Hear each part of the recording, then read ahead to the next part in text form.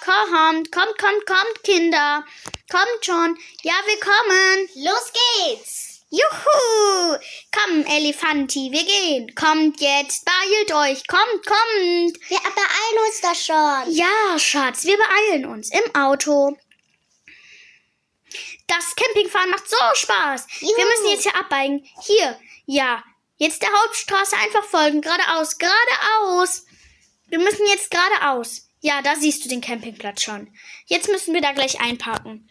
Parkst du ein? Ja, das machst du gut. Ja, hier müssen wir jetzt parken. Steigt aus, Kinder. Juhu. Guckt mal da oben. Wow. Ist das nicht cool? Super. Wo sind wir hier eigentlich? Keine Ahnung. Ich weiß auch nicht, wo wir sind. Vielleicht auf dem Campingplatz Blume? Auf dem Holde Maid sind wir auf jeden Fall, glaube ich, nicht. Mama, sind wir auf dem Campingplatz Blume? Nein, wir sind auf dem Campingplatz Holde Maid. Hä? Ich dachte Blume. Nein, wir sind auf Holde Maid. Ist das nicht schön? Hier, ich finde, das wird mein neuer Lieblingsplatz. Hier oben ist es so cool. Ja, finde ich auch. Wenn euch das Video gefallen hat, lasst ein Abo da und liked uns gerne. Und die Fortsetzung kommt bald. Kommt, Kinder, kommt schnell, kommt. Jetzt kommt. Ja, okay, ich komme. Okay.